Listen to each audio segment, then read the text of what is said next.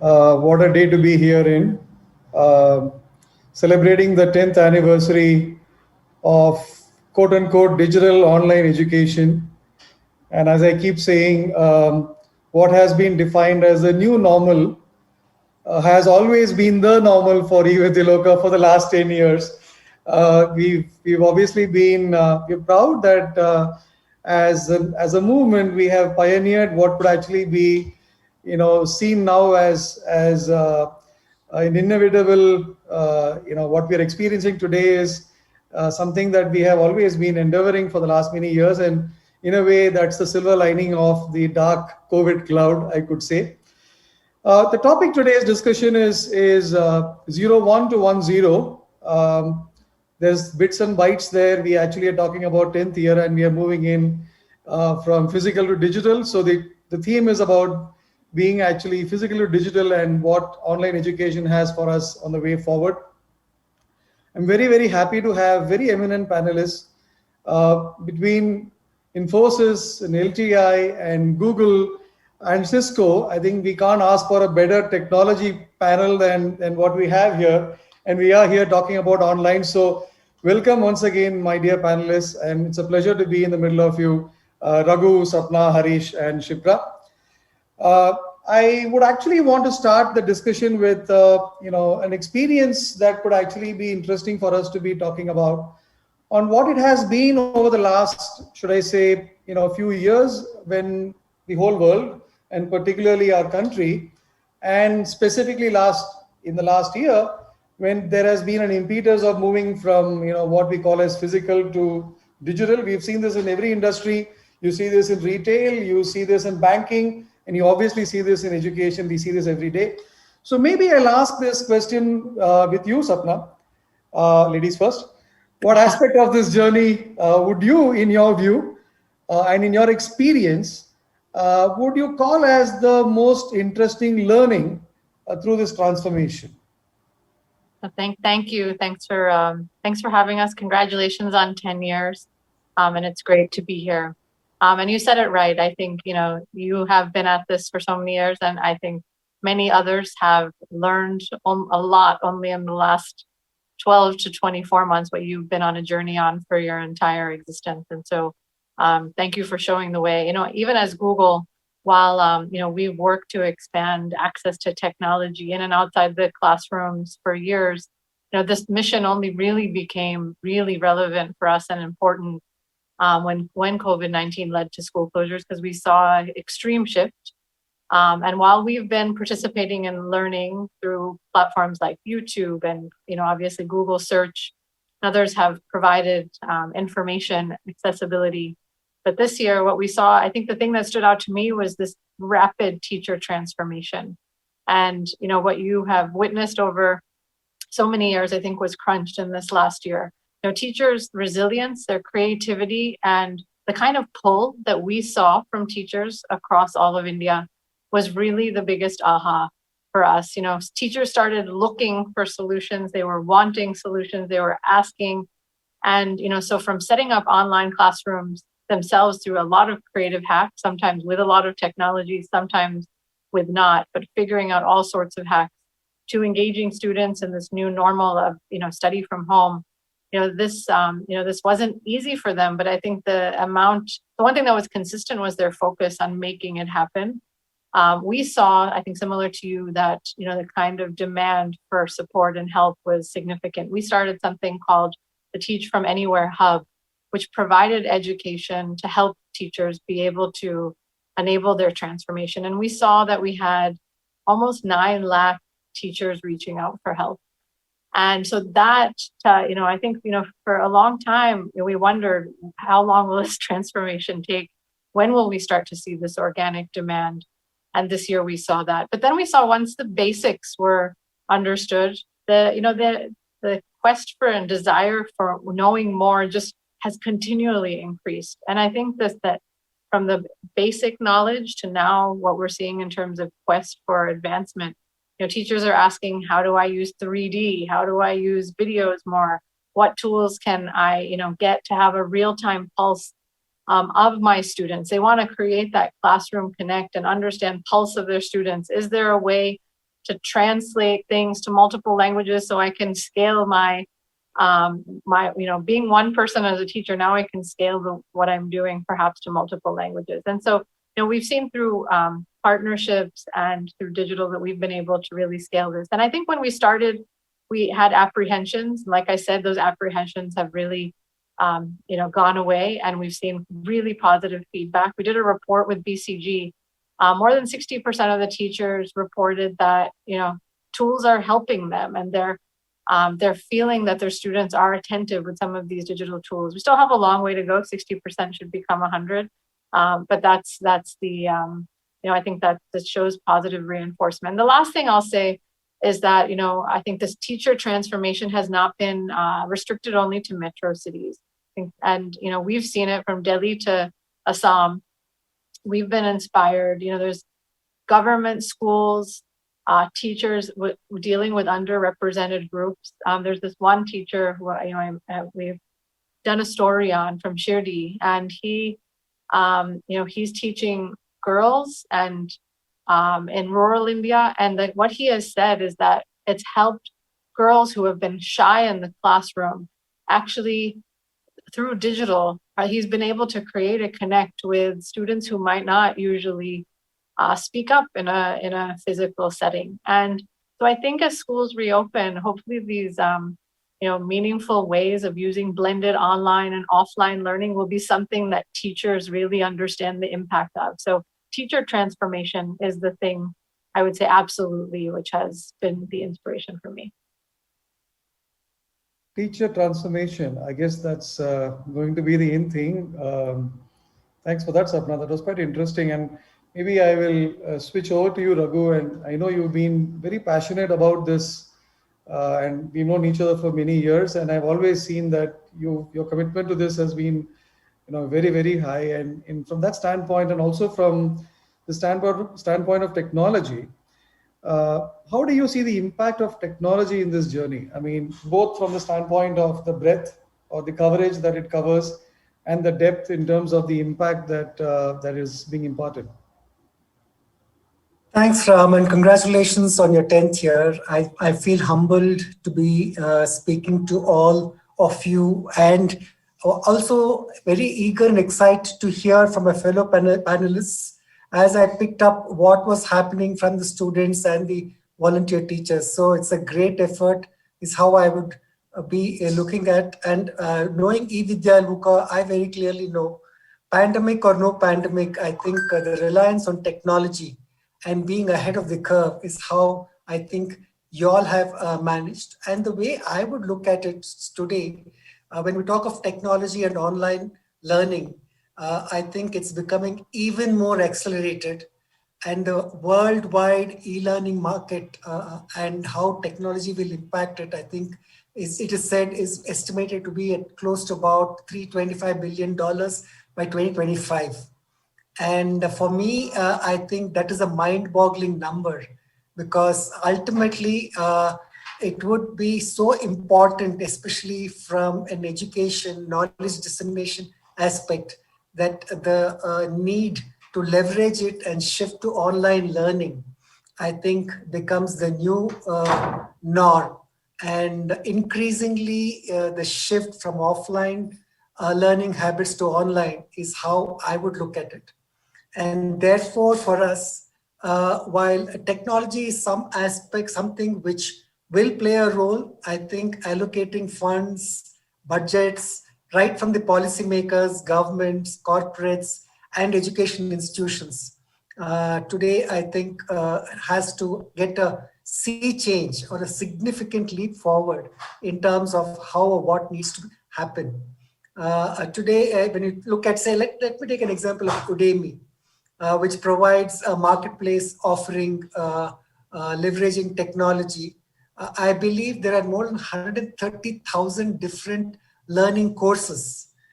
And it is just not traditional courses, but especially it could be as current as analytics, business analytics, or as soft as meditation lessons.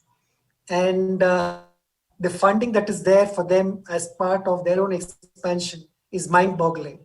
And today, with and by leveraging technology, online learning continues to gallop, and internet and education needs to combine. And I think everybody, whether it is the young child in a tier 3 town or a village to the best of universities, I think all of them today look at what needs to happen. And we've all been talking about it, but I think the biggest disruptor, if I may say so, has been COVID. And therefore, the way technology is being leveraged for e-learning or online learning, as how it is known, I think has become central to every student's quest for knowledge. And therefore, for me, online learning becomes critical. So, especially from an India context, forget the cities, because probably people are more aware, but even in the tier 3 towns and villages, school learning, I think starting very young, I think we need to now focus on how we need to leverage this medium. And therefore, it is just not technology, but I think it would involve a lot, many, or if not most of the education institutions, government, corporates, and society, the volunteers. I think all of this becomes so key for its success. And it is just not in a place like India. I think top tier business schools across the globe, whether it's Harvard, Stanford, I think everyone is very quickly moving on to this platform. Not that they were not leveraging technology, but the last 12 months has ensured the need to focus and move into this space. And actually, it has created a wide new market. People who never thought that we will be leveraging technology today, I think are increasingly resigned, if I may say so, in terms of looking at how or what needs to be done. Because ultimately, online learning, in my view, is becoming a huge catalyzer for people and companies to help adoption of this medium. And therefore, whether it is the corporate, whether it is universities, the government, schools and colleges, or organizations like yours, look at how and what is it that we need to look at technology, which can be leveraged to make it all pervasive and immersive, is how I would respond to you, Ram. Fascinating, Raghu. I mean, be it Harvard or Wharton or be it tier 3 towns, technology is all pervasive. I think that was a very interesting takeaway, and I'll come back to you on this, Raghu. But I do want to move on to Shipra. And Shipra, I know you've actually been, you had worked for the armed forces before. You've actually seen the length and breadth of the country. You visited to various parts of, both. You've seen the urban and the rural part of the country. And if I can go back to the comments that both Sapna and Raghu made, and Sapna was talking about this girl child in Shirdi, and Raghu was talking about how tier 3 cities or towns have actually been impacted. How would you actually see the benefit of transformation in the last many years that we have seen in the shift from physical to digital? And how would you compare the impact from an urban versus a rural Indian context, please? Sure. Thank you, Ram, and congratulations on the 10th anniversary. Wish you many more. So I was fortunate to see some of the most disturbed parts of the country, if I may say, while I was with the Air Force and also in my CSR tenures, whether it was Kashmir, whether it was the Rayalaseema belt of Andhra or the Naxal-affected regions of Jharkhand. I really lived in those regions to understand the geopolitical complications there. I've visited those schools and seen the challenges where there is no fixed infrastructure for those schools. So those schools actually operate on a rental model, and the child has to go to a new school once the lease is over. So there are various problems, and clearly for me, the way things are and what I have seen is the most vulnerable children among the children are rural children, and in that segment is the girl child and children with special abilities. I think these are the most critical areas we need to think about when we think about the depth of our programs. And it's great to see that eVidyaloka has been doing that. I think we've been working with you for so many years. And I have seen these stories where there was a child who could not hear and was always, he felt out of the whole classroom. But then how the teacher really made efforts to bring him and include him in the part of the classroom. So I think models like digital education, once they penetrate that segment, then we can really be happy that, we have made an impact and we have made progress. Of course, with the pandemic, so we are working and reporting every year on the Sustainable Development Goals. The few of them we choose to work towards. Of course, there are plenty of them, but we are very focused in our education vertical and reporting on quality education. And I was going through this report that even today, there are 500 million children who do not have access to remote learning. So when we look at these problems, they are really large. And so the transformation, the potential it has is really when we start working with these groups and replicate this model. So eVidyaloka is, I think, one of the key models which is so easy to implement. I think you are mobilizing people from the grassroots, helping them how to enable children use technology. And during the pandemic, we worked together where, and I heard, in the morning that 2/3 of the children could not be reached. But I also remember that we worked together to tie up with the local cable TV operators to telecast those classes for children. So at least, they can sit in front of the TV, which usually even, communities from that background have. And the child continues to remain learning. I think our focus has to be to keep these children engaged, and especially these vulnerable communities. When I say that, I do not mean to underestimate the problem in urban India. I mean, the children and the online fatigue, everything is there. But if I were to rank in terms of vulnerability, I would say that rural segment, the girl child, and also children with special abilities. Thank you for that, Shipra. I mean, here back at eVidyaloka, we actually, with intended punning, we do say that everything starts with the first step. And let's solve, right? Well, so thank you for that, and thank you for your continued support. Before I switch to Harish, and I'm going to ask you a very different question here, Harish. Well, I mean, to be honest, it's amazing that we actually are here. We actually have the managing director from CISCO. We actually have the global head of HR for Infosys BPO here.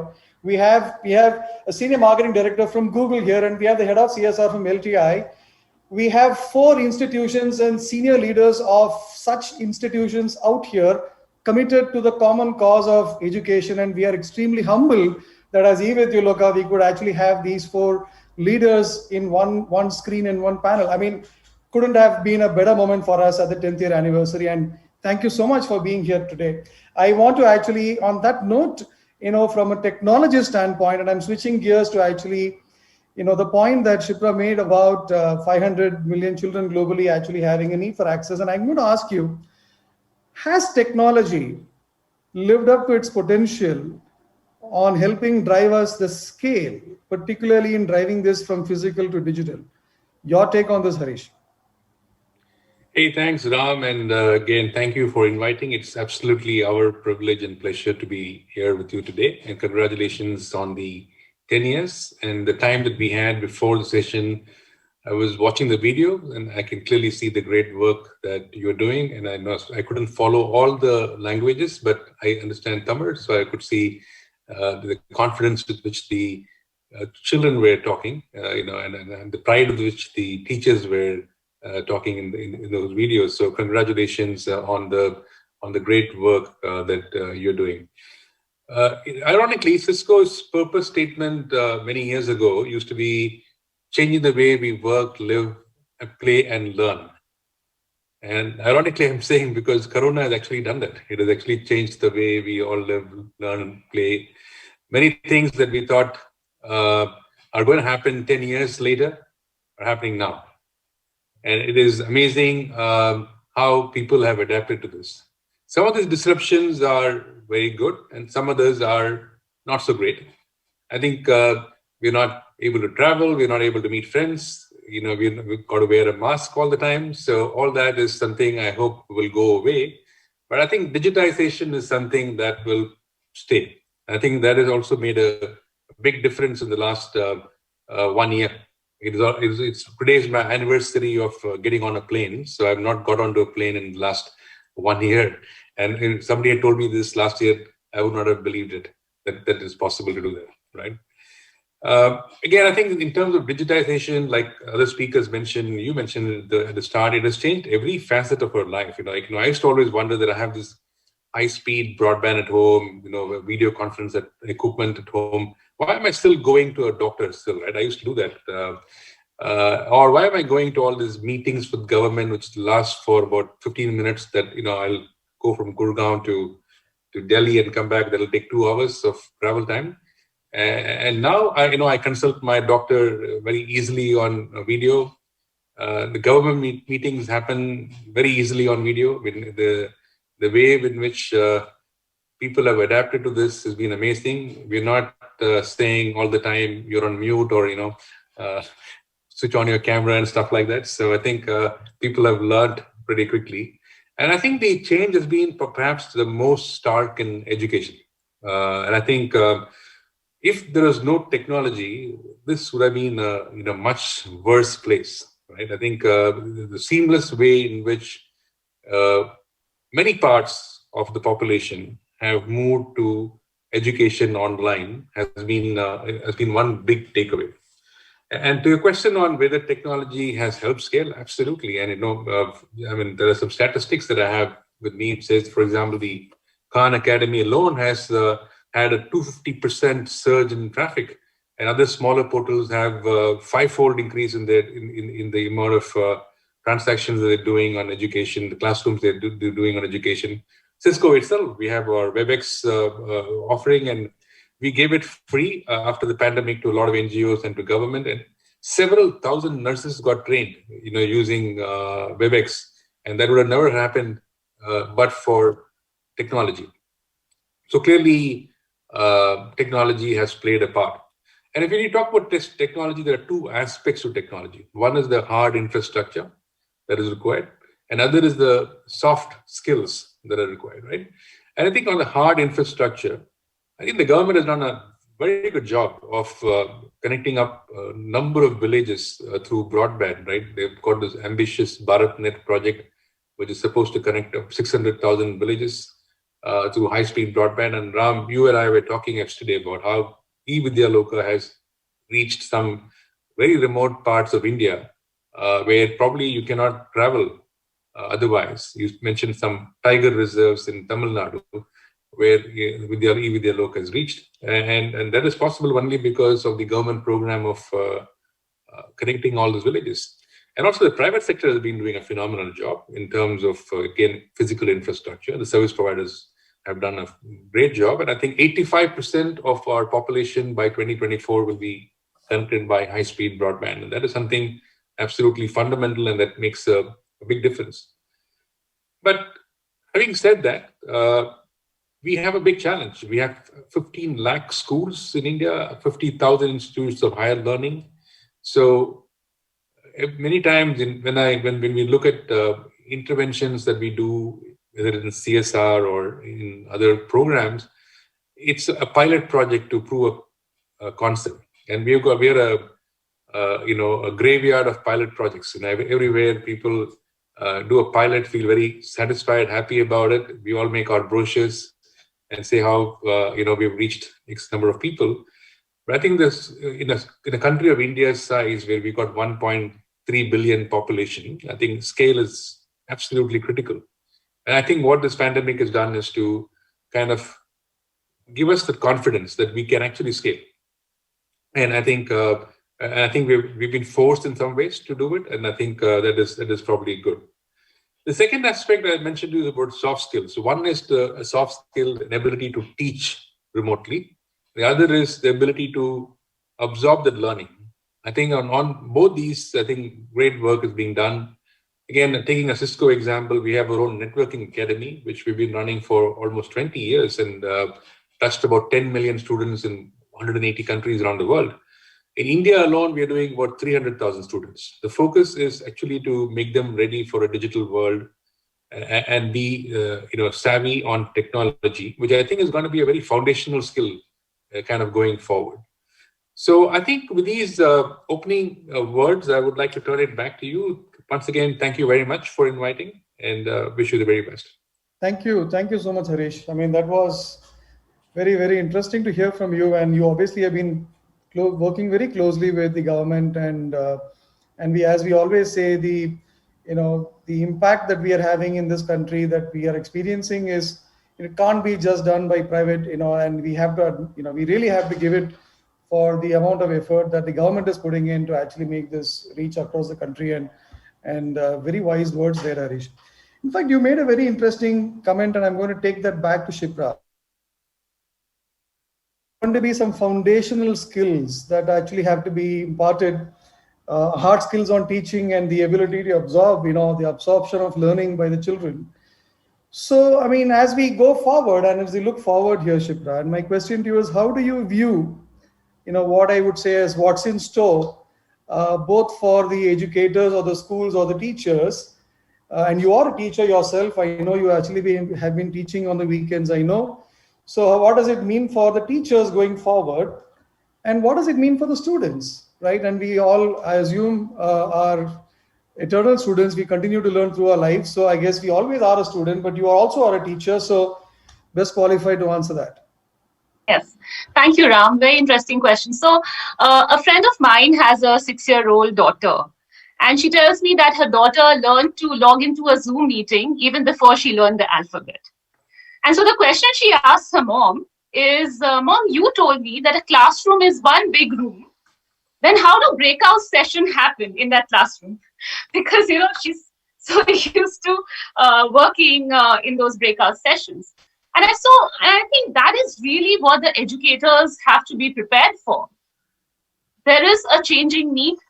There is that energy of the classroom which is missing, which I experienced myself. And then to speak for 2 hours, it's a different level of effort to keep the students engaged. So I think at one level, that is an extra effort which educators will have to put in. The silver lining is, with tech tools coming in and with the whole online piece, the governance aspects will become smoother for educators. And I'm saying especially from the institutional levels, whether we talk about attendance or assignment, management, these kind of things can easily be, moved onto the tech platforms, and they'll save so many man hours and focus purely on content and delivery. So that is the good side of it. I think from the students' perspective, they need to be prepared because the scenario is evolving so fast. And they need to be open to learning. And Harish said, how are they absorbing it? That is so important. And for that, they need to have that window open in their minds that they could learn through a book, they could learn through a YouTube video, they could learn through an online class or a recorded session or an audio book, things like that. And that is what they need to be constantly open for. And another thing which I feel is a responsibility on the learners is responsible usage of technology. So I think these 3-4 things would really make sure that we utilize the current scenario in the best possible format, because suddenly to students, there will be this plethora of content available and they need to kind of be guided towards, and they need to also be made aware of how to use that most responsibly. So those are my 2 cents. Yes. Thank you. Very interesting, Shipra. I mean, I'm sure the parents of the child that actually asked for the Zoom, instructions before she could learn the alphabets is hopefully watching. Well, I do know there is a friend of mine, a professor who's actually in Malaysia, who's watching this, and he was explaining earlier that how frustrating it is for him to actually be able to explain concepts live. And I guess we're all grappling with this context of shifting from physical to digital. And there is, as they say, necessity is now the mother of invention. And we all are discovering. And that brings me to the question back to you, Raghu. You did mention about 130,000 online courses, and you talked about, how we are making the quote unquote leap forward, right? And going back to the point Shipra was making about the discovery that we all are doing in the way we are getting to deal with the way forward, have we as a society discovered the merits of online education? And how do you see this going from here? Raghu. I think it's a great question. And I think there's no choice or no option, if I may say so, in terms of saying that the shift has occurred. I can only talk from an industry context at this point of time, our industry more specifically. Like if a year ago, or just before a year ago, because to the date last year, we were at an annual strategy conference in Goa. So when Harish spoke about saying that he's not taken a plane till now, and for me, we were in Goa actually in a conference. But having said that, a year ago, if somebody asked me to say that most new progressive organizations are allowing us to work from home and working anywhere, and I would tell them, guys, if you're looking for a job like that, you would need to look at an option or a profession outside of the BPM industry. And today, we are telling, please don't come to work from home. Please don't come to office. So the concept of workforce, work device, I think all of that has undergone a change. And therefore, from my understanding, I think we are left with no choice but to adopt technology as a way of life. I think as she was talking about in terms of teachers, parents, all have to undergo a mindset change. I was in an airport in Mexico and waiting for my flight to take off, and was in the waiting area. And I saw a family of four, father, mother, two small children, both the kids in prams. One was about 3 years or so. The other one was a 1 year old. And believe it or not, since our flight was delayed, all four of them had the elder two had smartphones in their hands, and the younger two had tablets. And all of them were busy working on or interacting with the tablet or with the phone, and not with each other. So when you say that, will students, will educators, will colleges or universities or organizations look at a shift in terms of where we are from a physical to virtual? I think it is inevitable. But ultimately, it is phygital. That's the new word which people are using, where I think it has to be a good hybrid approach. While I know in today's context, people coming out, we use a lot of, we have a lot of hesitation. People use a lot of excuses to go out to schools, colleges, or offices. But you look at the roads outside, I don't think the traffic is in any way less. So I think ultimately the way I would look at it is that the earlier we realize that the need to leverage technology at one end, policymakers, education institutions saying that, yes, while physical classrooms are important, the need is how can we actually enhance knowledge dissemination by leveraging technology as a way of life, and where it requires practicals, where it requires social skills, where it requires getting to know each other, I think the classroom or a physical workplace becomes important, is how I would put at it. And therefore, it becomes that much more critical for all of us to start looking at this hybrid world to make, to progress in the quest right from the very young age till all aspects. I was watching the video of a 70-year gentleman who was looking at projects, and he said he was really thrilled. And I think for him too, it would have been a new experience of evaluating projects, asking questions probably virtually. So I think that's the way the world has to move, and there's no reversing. The only thing is we need to elevate the understanding and come up with innovative approaches. So start with the blank canvas. Look at what is the technology that is available. And especially for people and countries like India, for whatever it is worth, look at how institutions of higher learning in West is like say Stanford or Harvard, and understand what is it they're doing. Maybe they will not dish out anything free, but at least there's so much of material available in terms of how they've taken the leap forward.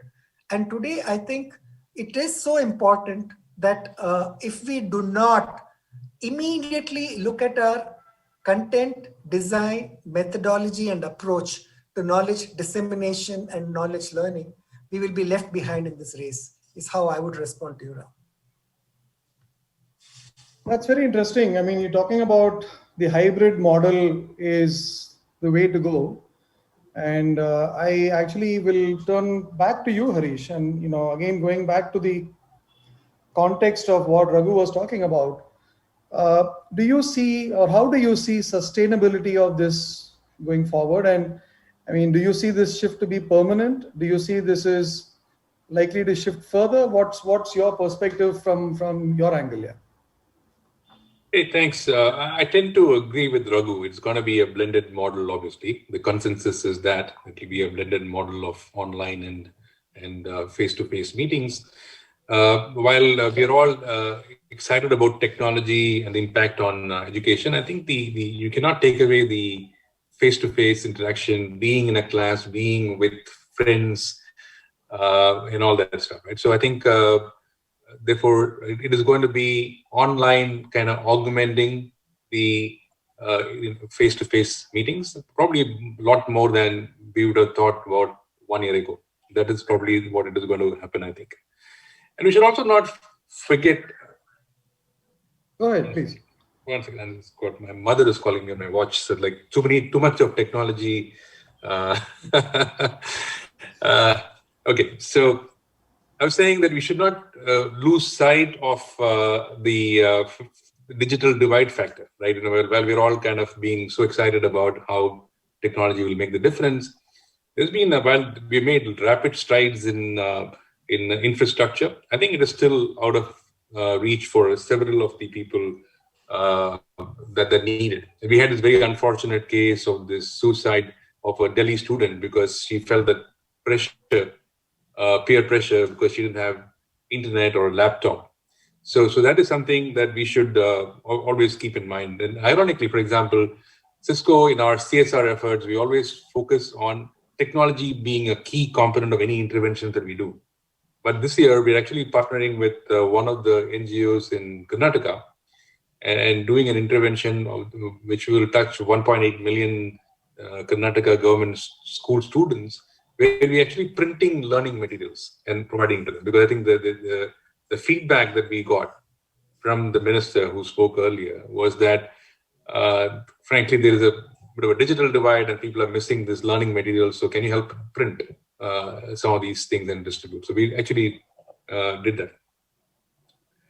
And to the point that was made, there's clearly a technology fatigue, and I think again to Raghu's point, I think I'm talking first about our industry and speaking specifically about CISCO, for example. I think we did a survey of our employees to say how many of you want to come back to work, and overwhelming number of people want to come back to work, right? And now we've got all things like working away from spouse and those kind of models coming in the market these days. So I think there is a lot of fatigue of technology, a lot of fatigue of sitting at home.